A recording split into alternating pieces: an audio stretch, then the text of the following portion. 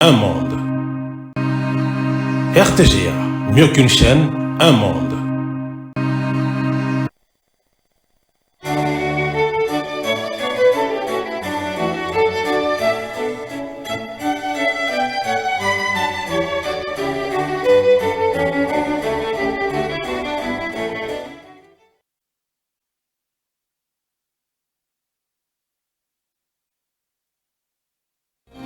Ce journal vous est offert par Tango Protection. Illico Cash, ma banque mobile.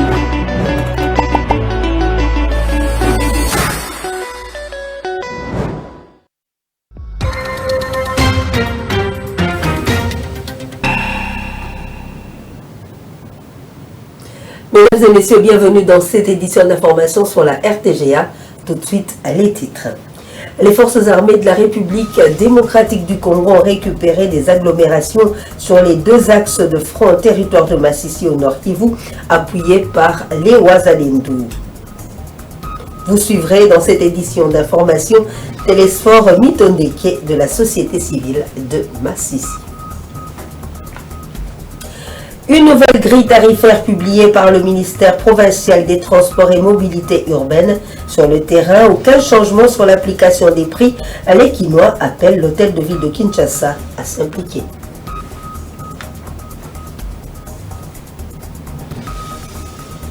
« 29 ans après le crash de l'Antonov A32B de la compagnie Cibé Airlift au marché Ziguida, le silence sur l'indemnisation des familles des victimes continue à blesser les consciences.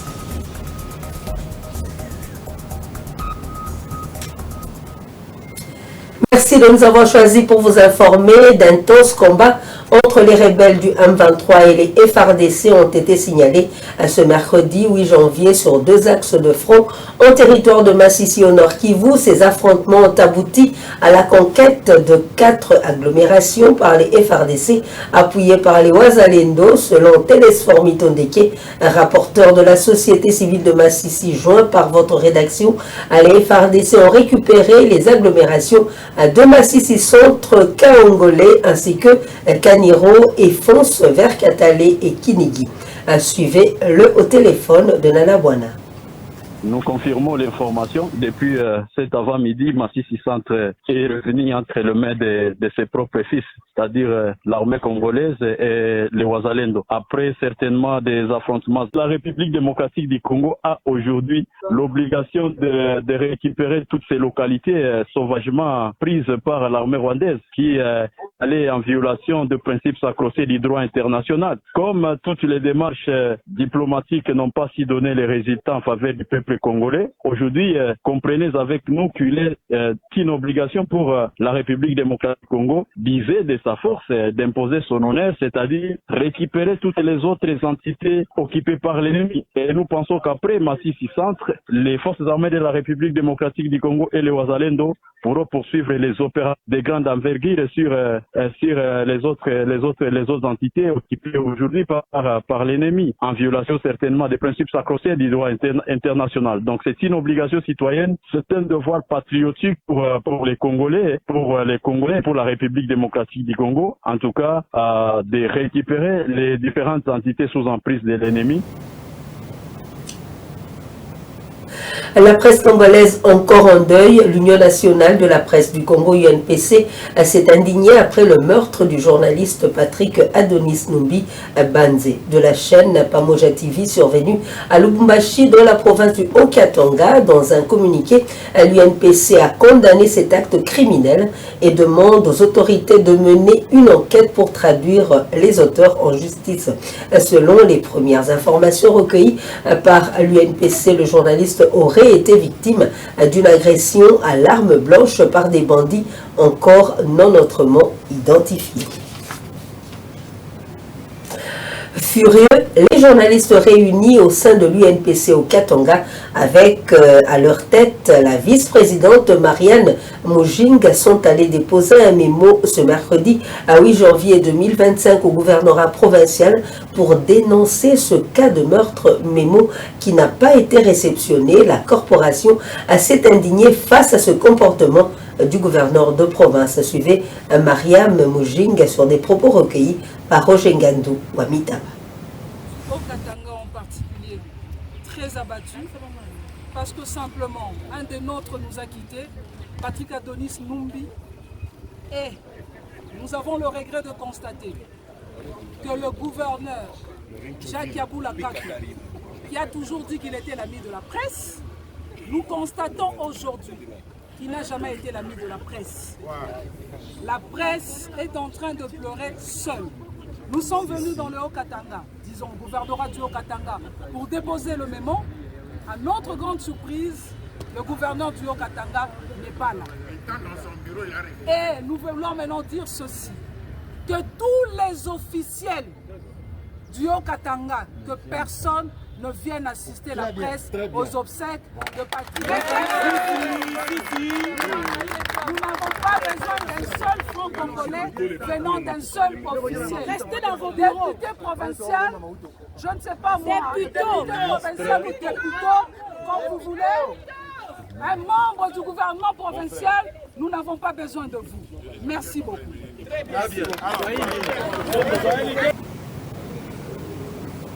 Dans la capitale congolaise, les Quinoises et Quinois saluent les initiatives du gouvernement central visant à lutter contre la criminalité dans la ville. Les opérations Ndobo et Zéro Kuluna ont permis de garantir la quiétude de la population pendant les festivités de fin d'année. Images et commentaires. L'opération Ndobo et Zéro Kuluna, encouragée par les Quinoises et Quinois. C'est un très bon système, une très bonne pensée. Mais je souhaiterais qu'on soit encore plus précis, sachant qui on est en train d'arrêter en fait. Parce que nous avons aussi plein de plaintes. Des parents qui disent qu'il y a des enfants qui sont innocents, nous les connaissons tous, mais qui ont été aussi pris dans ces pièges en fait. Donc c'est le grand souci. Mais l'idée en général, elle est bonne et ça nous a aidé à mieux fêter, comme vous l'avez dit. On était en paix et en sécurité. Et, oui, la sécurité des biens et de la population, cela est une très bonne initiative, une très bonne idée de la part du gouvernement et du ministère de la Justice pour la sécurité du peuple et de ses biens. Seulement, nous voyons aussi l'aspect avec les innocents, comme on a dit tout à l'heure, parce que dans cette opération, il y a des personnes qu'on arrête, il y a des personnes, de ces personnes qu'on prend, qui sont des innocents ou qui sont innocentes. Pendant ce moment de festivités, on a très bien fêté. Je craignais un tout petit peu, je me disais que bon, c'est vrai, on n'a pas assez d'argent, mais le peu qu'on a quand même reçu ici, qu'est-ce qu'on va bel et bien y faire pour pouvoir bien les protéger et le fêter ensemble, en famille. Mais en tout cas, la rue était dégagée. On était presque seuls. On commençait bien à se poser des questions, mais où sont-ils, Bakolo Mboka? C'est comme ça qu'on a l'habitude de les appeler, quoi, puisque en face d'eux, on est tous faibles. Ok, ce matin, j'ai eu des gens qui parlaient des Kuluna qui ont été brûlés et tout ça. Ça me fait mal, je ne peux pas accepter, peu importe l'infraction, qu'il soit brûlé vif. Moi, je salue cette opération. Le souci de la population vivant dans la capitale congolaise est que le ministère de l'Intérieur, en collaboration avec le ministère de la Justice, sous l'exécution de la police nationale congolaise, épargne les innocents dans la traque de ce bandit urbain. Une réunion ministérielle pour lutter contre la fraude minière en RDC, présidée par le vice-premier ministre, ministre de l'Intérieur, Jacquemaine Chabani, sur instruction de la chef du gouvernement. Cette réunion fait suite aux préoccupations soulevées par le président de la République relatives à la présence des étrangers non autorisés dans les zones et sites miniers. À l'issue de cette réunion, le ministre des Mines a été enjoint de mettre en place en toute urgence une structure indépendante pour étudier cette problématique et y apporter des solutions idoines. Images et commentaires.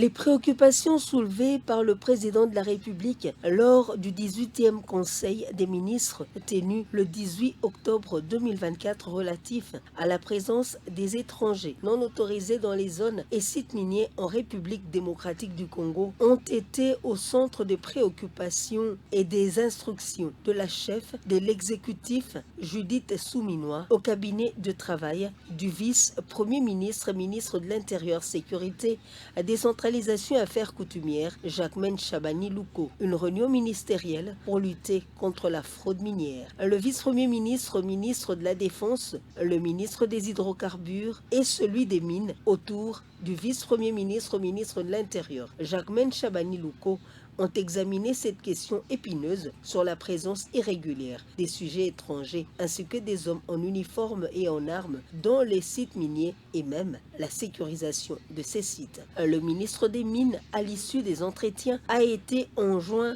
sur la nécessité de mettre en place. Le ministre de Mines a, à l'issue des échanges, reçu les instructions sur la nécessité de mettre en place en toute urgence une structure indépendante pour étudier cette problématique et y apporter des solutions idoines afin de barrer la route à la fraude et à la contrebande minière. Cette commission indépendante ne met pas à l'écart la Commission nationale de lutte contre la fraude minière, moins encore l'inspection générale des mines, deux autres structures de ce ministère qui luttent contre la fraude minière. Les notables du territoire de Mwenga au Sud Kivu lancent un appel aux autorités pour l'implication des entreprises minières dans la réhabilitation de la route nationale numéro 2. Ils ont fait savoir à cause de l'état de cette route.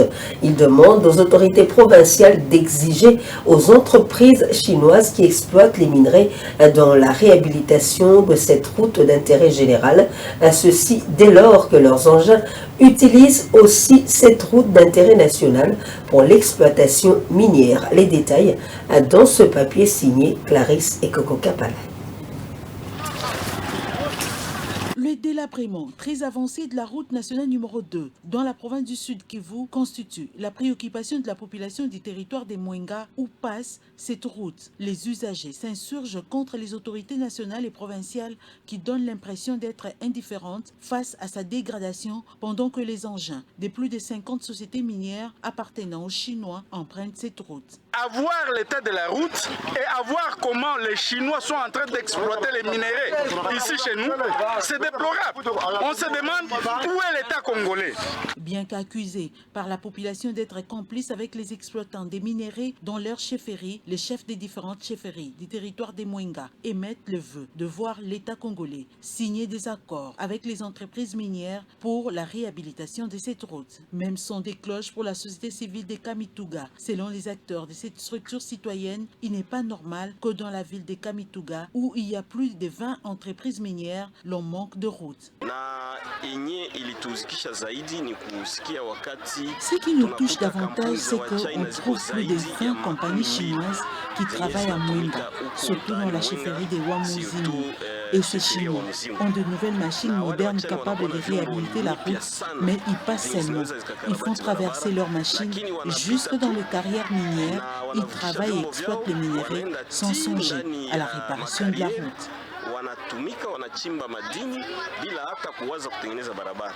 Tout en reconnaissant que la réhabilitation de cette route ne relève pas de sa compétence, le maire de la ville s'en remet aux autorités provinciales et nationales. Bon, nous, tant que la mairie, nous n'avons pas cette qualité-là de construire cette route nationale numéro 2, mais c'est pour le niveau national. C'est pourquoi nous sommes en train de faire. Ce n'est que les rapports au niveau de la province.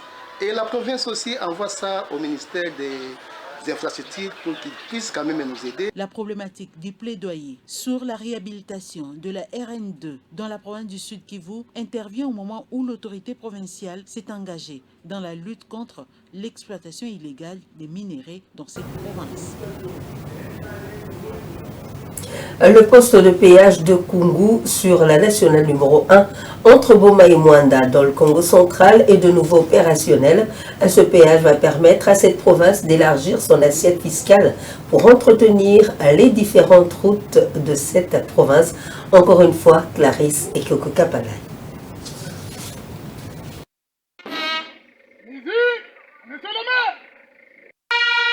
a fallu attendre 7 ans des travaux de réhabilitation de la nationale numéro 1 dans son tronçon, compris entre la ville de Boma et la cité de Mwanda, dans la province du Congo central, pour que les postes de péage de Kungu soient remis au service. Pour le directeur provincial de la Direction générale des recettes du Congo central, ces postes de péage vont contribuer à doter la province de ses moyens de sa politique à travers l'élargissement de l'assiette fiscale.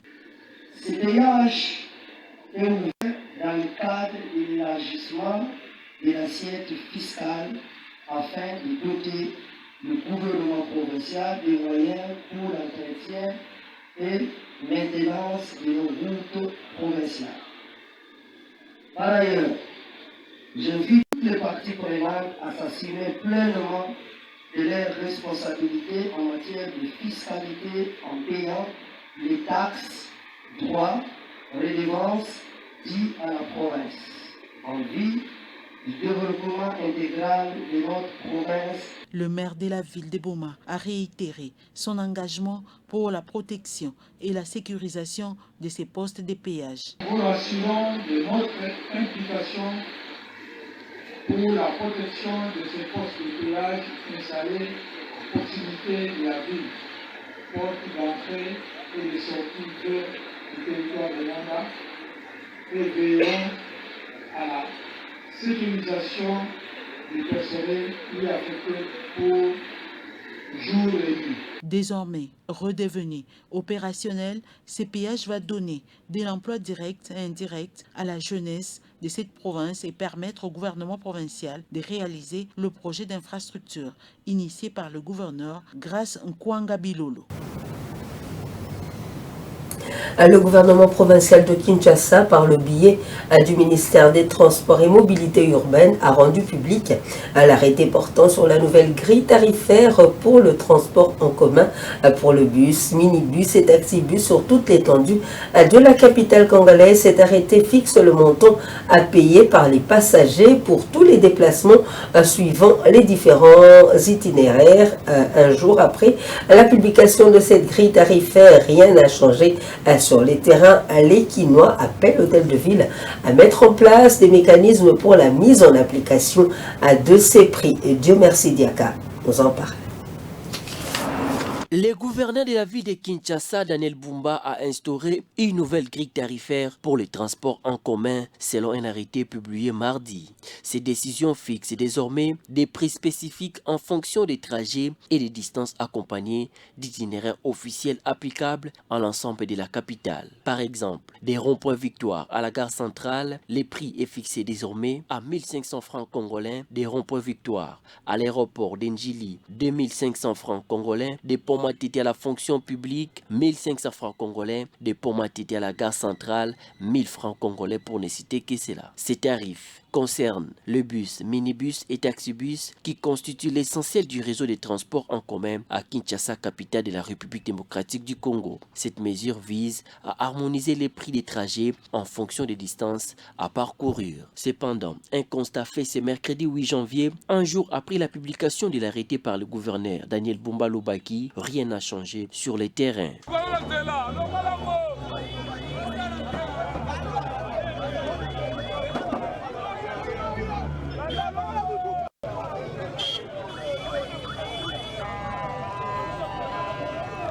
Un appel au gouvernorat provincial de Kinshasa de mettre en place des mécanismes pour la mise en application de cet arrêté qui va sans doute soulager les Quinoises et Quinois. La Fondation Pius Mabilo a remis un don de forage à la population de Cabinda pour l'aider à ne plus souffrir avec le problème d'eau. Les bénéficiaires de ce don n'ont pas manqué de remercier le leader majeur ainsi que sa fondation pour ses actions philanthropiques en faveur de sa communauté. Suivez ce reportage.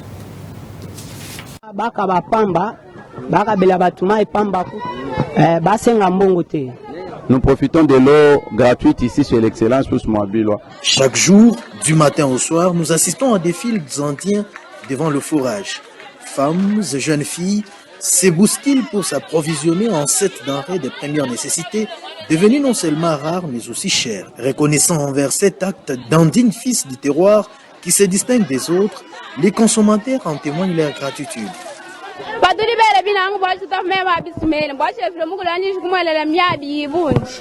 tutumwelano twasakijila wabunye pwi tutumuloma bwanya tulela ko kumayi mukomine yonse palma tutafa mabi sumeni bwashe vile mukulu amwelele myabi atu munyijumu yayo siyake kutumika yinyishu kwenda kumpala ulo melenzami imana nukulu lufu lumbuka kujiyi mali makolumbuka kujiye ikana nunangu eza mali manini tukwaye tukutumula bikata panobe kutuva kutina mema abisumeni parce que mambalo yandi tukumona bantu tukupana ngama na amakuta mais anu obe ko tujile mama abisumeni en tout cas l'eau c'est la vie le chimji tukata mukabinda c'est très bien on continue kababia na ko tuchile bintu bikata ko tujile mema abisumeni kushata tata deputy mu mwetu mukabindanya mais tala bintu bikata sinon on lui dit sincèrement merci puisqu'il nous a beaucoup aidé.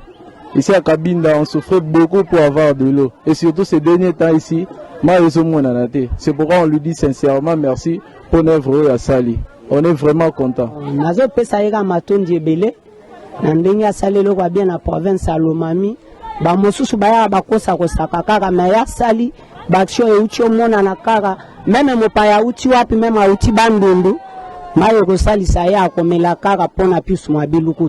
ne pouvons pas être pessimistes. Nous devons que féliciter parce que ce n'est pas donné à tout le monde lorsqu'il y a sécheresse d'eau dans la ville et il a cette volonté de donner de l'eau à la population cabinée. Surtout, nous sommes dans une commune où il y a même si la régie des eaux est là, mais il y a toujours eu 8 janvier 1996, 8 janvier 2025, 29 ans jour pour jour, Ken Antonov A32B de la compagnie CIB Airlift raté son décollage à l'aérodrome de Ndolo à Kinshasa pour finir sa course au marché Ziguida, dont selon les autorités de l'époque, ce drame avait coûté la vie à 237 personnes. Le crash du marché type K est un accident grave dans l'histoire comme la pire catastrophe aérienne du pays. Images et commentaires.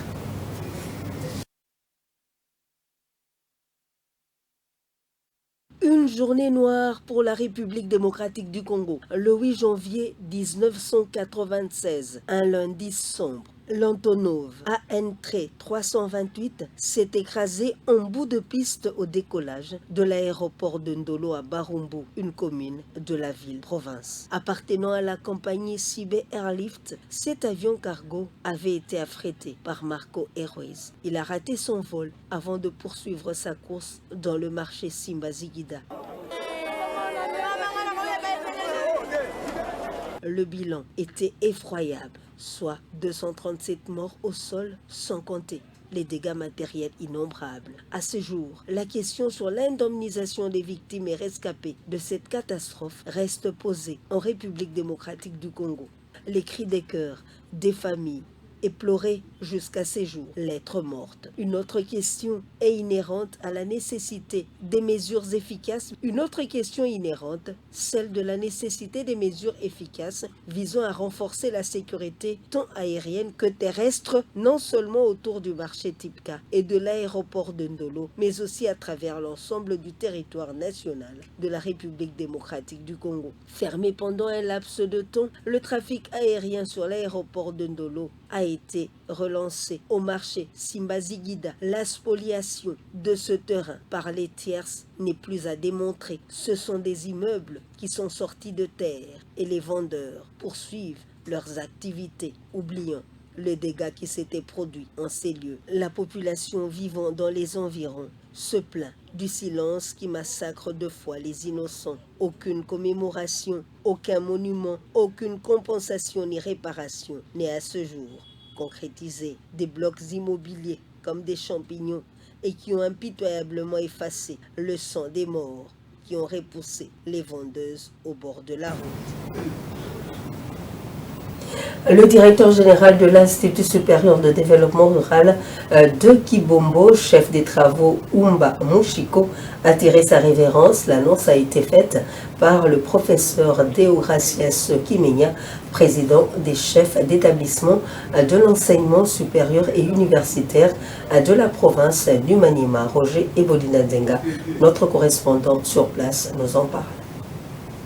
La crème intellectuelle de la province d'Imanema vient de perdre une des figures emblématiques qui a fait la fierté de cette province pendant plusieurs décennies. Cet enseignant de carrière au nom de Omba Mushiko Pascal, directeur général de l'Institut supérieur de développement rural de Kibombo, a tiré sa révérence au début de cette semaine dans une structure médicale spécialisée de la ville de Kindu. La nouvelle de cette mort tragique est annoncée officiellement le mardi 7 janvier 2025 par le président des chefs d'établissement de l'enseignement supérieur et université de la province d'Imanema, le professeur Dr Deogracias Kimenya Musilwa, quelques heures de sa mise en terre. Pour le recteur de l'INIKI, cette mort laisse un vide dans la sphère intellectuelle du pays et particulièrement au Manema. Dr Papi Omeonga Chopa, rapporteur du bureau de l'Assemblée provinciale d'Imanema, élu du territoire de Kibombo, où le défunt est originaire et travaillé comme DG à l'ISDER, pense que le vide laissé par le défunt sera comblé pour l'intérêt de l'alma mater de cette partie de la province.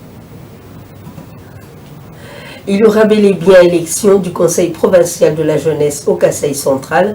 La confirmation est de Peter Kabadoa, président sortant du Conseil provincial de la jeunesse, qui précise que seul l'arrêté du gouverneur de province est attendu pour organiser ces élections. Il invite par ailleurs les structures des jeunes à l'apaisement. Suivez-le au micro de Soleil Ntumba Moufika. Conformément donc au message officiel du ministre de l'Intérieur qui demande au gouverneur de convoquer les assemblées générales électives des conseils provinciaux de la jeunesse. Je confirme cette information qu'il y aura élection au conseil provincial de la jeunesse.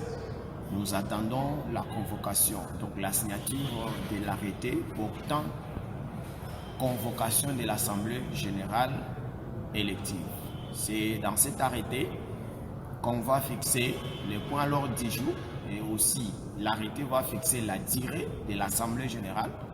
L'arrêté aussi va fixer les activités, y compris les comités organisateurs de l'Assemblée générale. À ce jour, vous êtes à quel niveau? À ce jour, nous sommes en attente. Donc, nous tous, le bureau du conseil attend la signature de l'arrêté. Une fois l'arrêté signé par l'autorité de tutelle, nous serons notifiés. Et une fois notifiés, nous allons débuter les travaux de l'Assemblée générale.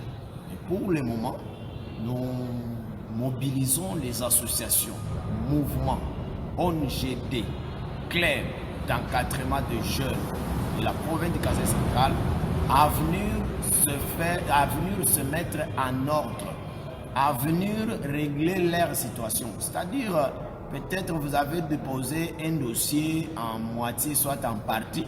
C'est le moment qu'il faut venir compléter votre dossier. Par exemple, vous n'êtes pas en ordre avec vos cotisations. Tu ne peux pas te dire une structure membre et tu n'es pas en ordre avec tes cotisations. Tu ne peux pas te dire une structure membre et tu ne déposes pas les rapports au conseil. Tu ne peux pas participer aux élections du conseil si tu n'es pas membre. Les mots étant sacrés, vous avez corrigé qu'il s'agissait là de Peter Bakandoa, président sortant du Conseil de la jeunesse du Kasaï central. Et voici les grands titres qui ont marqué cette édition d'information. Les forces armées de la République démocratique du Congo ont récupéré des agglomérations sur 2 axes de front en territoire de Massissi au Nord Kivu, appuyés par les Wazalendo. Vous avez suivi dans cette édition d'information Télésphore Mitondeke de la société civile de Massissi. Une nouvelle grille tarifaire publiée par le ministère provincial des Transports et Mobilité urbaine. Sur le terrain, aucun changement sur l'application des prix. Les Quinois appellent l'hôtel de ville à s'impliquer.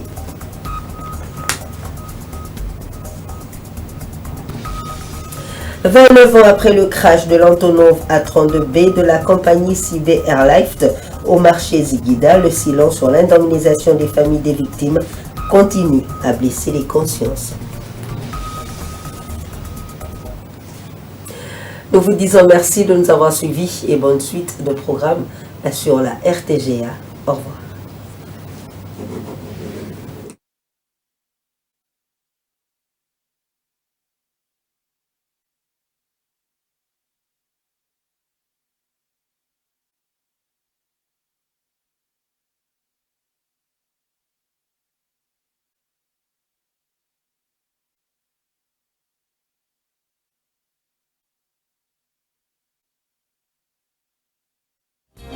Ce journal vous a été offert par Tango Protection.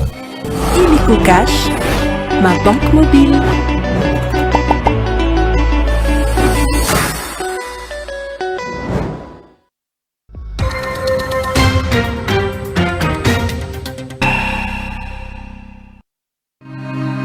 RTGA, mieux qu'une chaîne, un monde. RTGA, mieux qu'une chaîne, un monde.